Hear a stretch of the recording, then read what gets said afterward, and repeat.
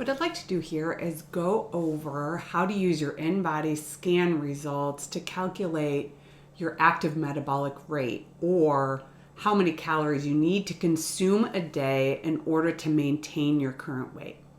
So the first thing that we're going to look at here is the basal metabolic rate, and we use the basal metabolic rate. For me here, it's 1513 kilocalories.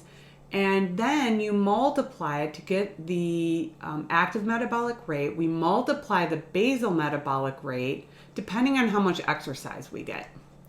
So the exercise, if you don't exercise at all, you would multiply your basal metabolic rate times 1.2. If you exercise 1 to 2 days, you use this number, 3 to 5, this, and so on. And so I'm going to choose 3 to 5 to be a little bit on the conservative side, because I tend to do CrossFit 3 to 4 times a week. I walk every day about 30 to 40 minutes, so not a lot and not at a quick pace because my dog is old and he does not move as quick as he used to.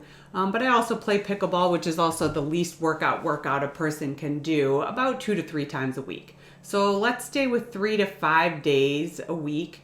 And so I would multiply by 1.55. And what I would get here is 2345. And so my calories per day would be 2345.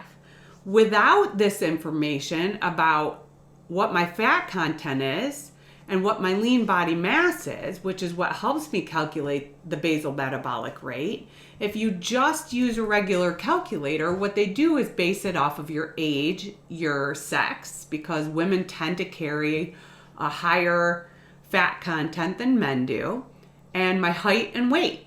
And then using the exact same activity levels here that I did here, if I calculate, in order to maintain my weight, it would be 2032. So look at the difference here. So 2032 is what they're telling me my active metabolic rate would be if they did not use the information provided on the InBody scan. That's a pretty large difference of 313 calories per day.